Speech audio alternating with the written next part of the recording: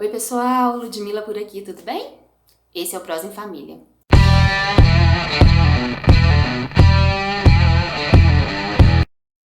Terça-feira, dia de vídeo novo.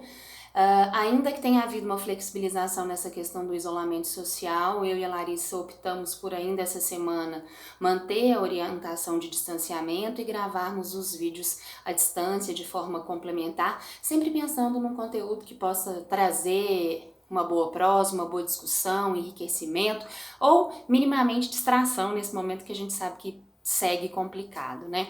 A Larissa fez uma introdução breve no último vídeo, falando um pouquinho da questão da comunicação não violenta.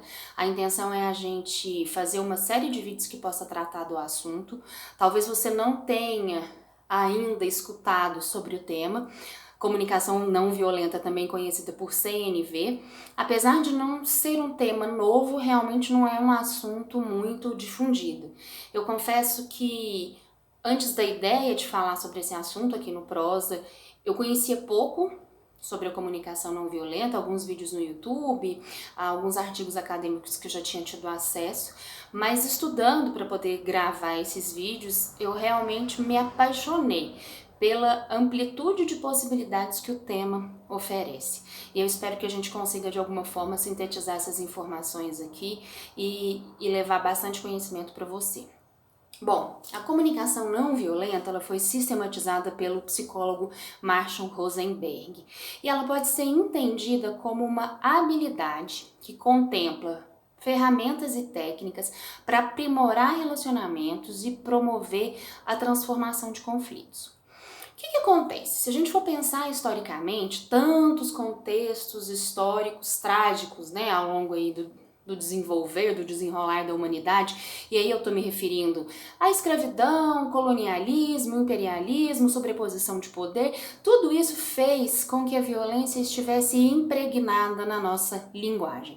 É claro que isso se reverbera de alguma forma na cena social, na cena política, na cena cultural, e a gente vai vivendo essa violência como parte integrante do nosso cotidiano. Às vezes de uma forma muito sutil, muito disfarçada, sem que a gente perceba, mas ela chega até nós. Através do programa de televisão, dentro das organizações, dentro das universidades, agora mais fortemente nos ambientes virtuais, né, nas redes sociais e, claro, consequentemente, nas nossas casas.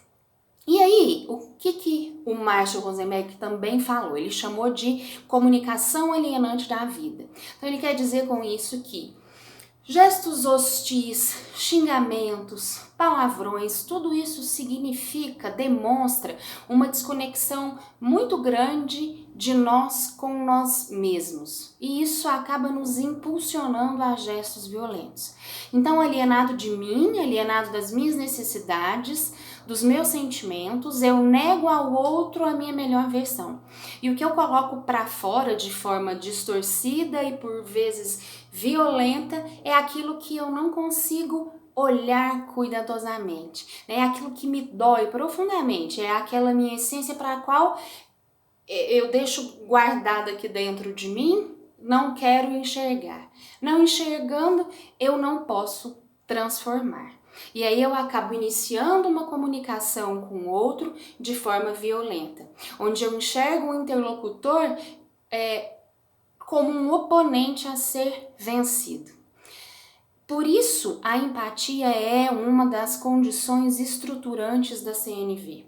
E a empatia aqui, ela não pode ser meramente reduzida ao me colocar no lugar do outro, não. Mas a oferecer uma escuta humanizada. Ao entender as dores e os contextos do interlocutor sem oferecer nenhum tipo de julgamento.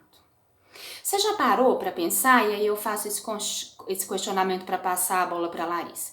Você já parou para pensar sobre a sua responsabilidade na violência que existe no mundo? Quais violências são suas? Quais te foram ensinadas? E será que deixar de praticá-las mudaria a sua essência? Você deixaria de ser quem você é? Fico com esse questionamento e continue aí com a Larissa. Grande beijo, tchau! Olá, eu sou Larissa.